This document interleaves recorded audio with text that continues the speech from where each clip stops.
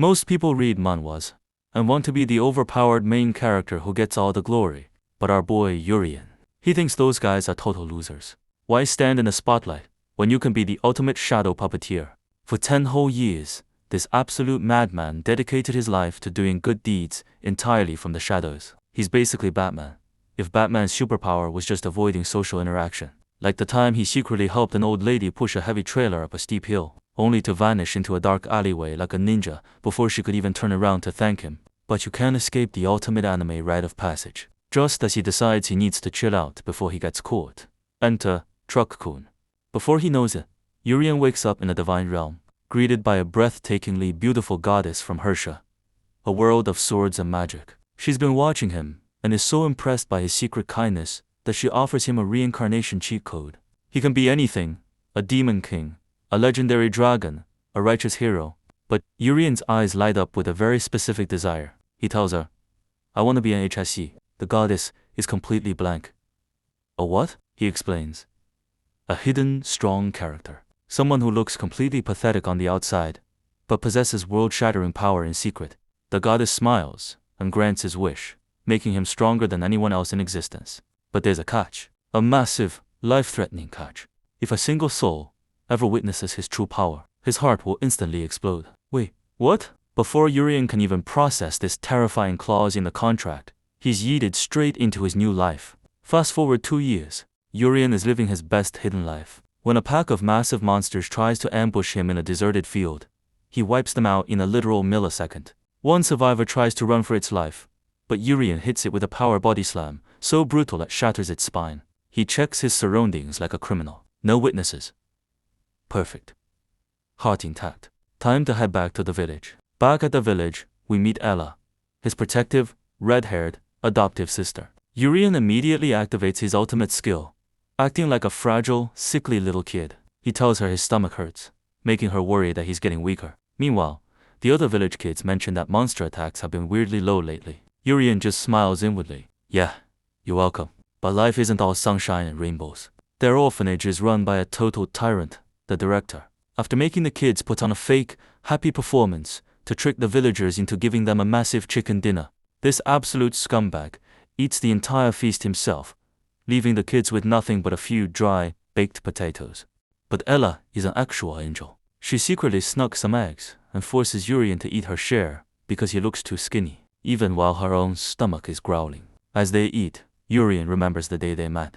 He was starving on the freezing streets, and she was the only one who reached out, bringing him to this orphanage just so he could survive. Together, they make a solemn promise.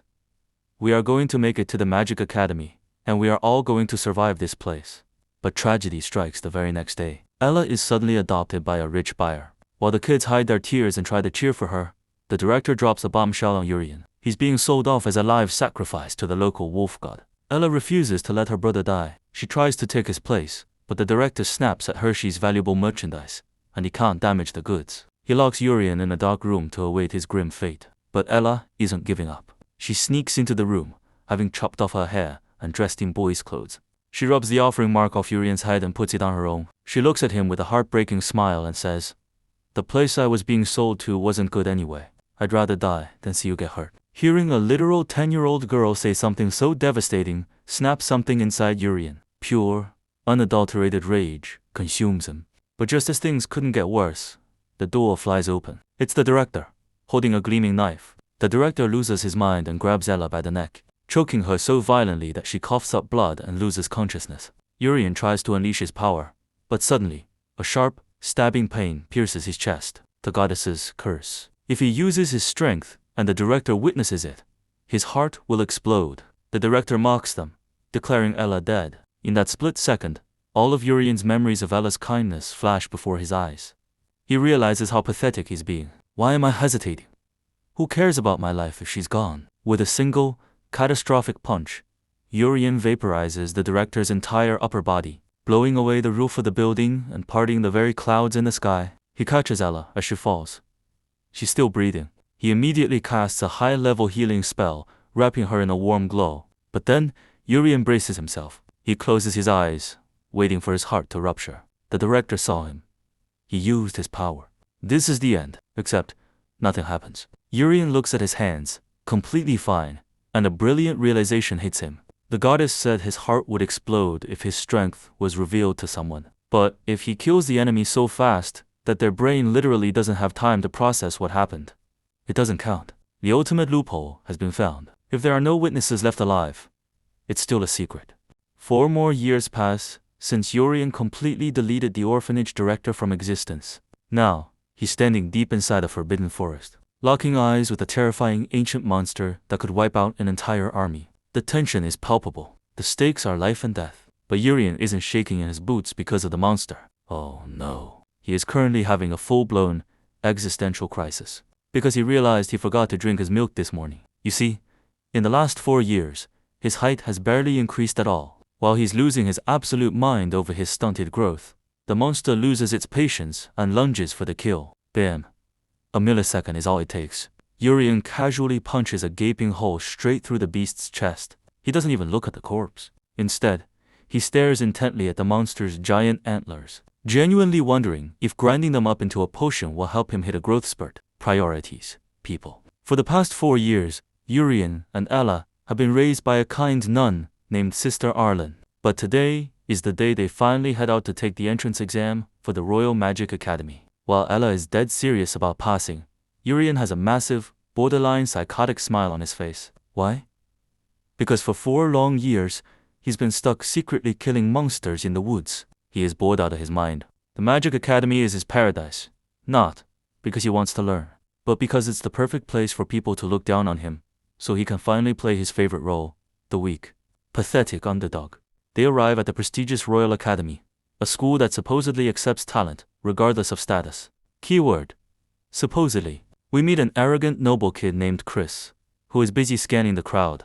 Most applicants are wearing blue brooches, meaning they're from standard nobility. Then he spots a girl wearing a red brooch, the actual princess of the royal family. Chris instantly starts sweating about his own chances. To make himself feel better, Chris spots Yurian and Ella wearing black brooch, the universal sign for low-born peasant. Chris immediately starts loud-mouthing, calling them lowly creatures. The other noble kids join in right away, hurling insults.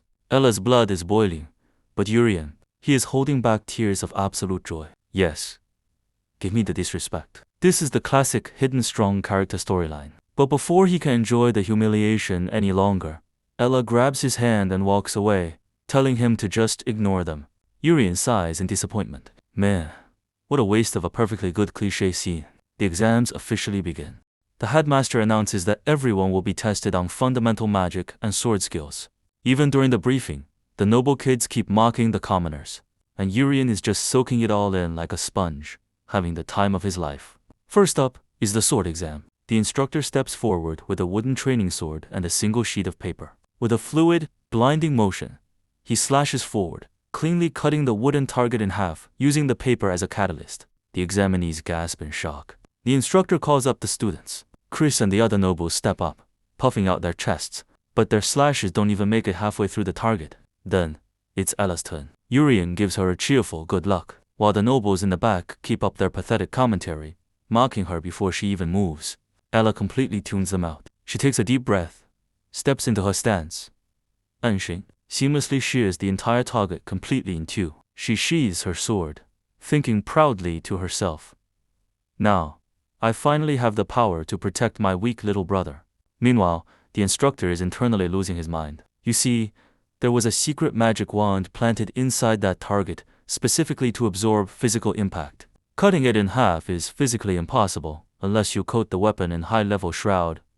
Magica technique that takes grown adults decades to master, and this girl just did it subconsciously. Seeing her incredible feat, the instructor eagerly calls up her brother, expecting another hidden prodigy. Yurian steps up, takes a swing, and thud. The sword doesn't even go a quarter of the way through. The entire arena erupts into hysterical laughter. Even the instructor writes him off as a total weakling. Yurian smirks inwardly. Mission successful. Act weak.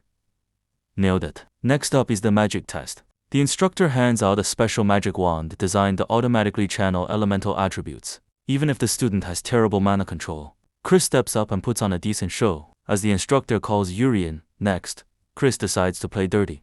As he walks past, he purposefully drops the wand on the floor, forcing Yurian to kneel down to pick it up. Chris and his cronies smirk, thinking they've utterly humiliated him, but Yurian is practically vibrating with excitement. Oh?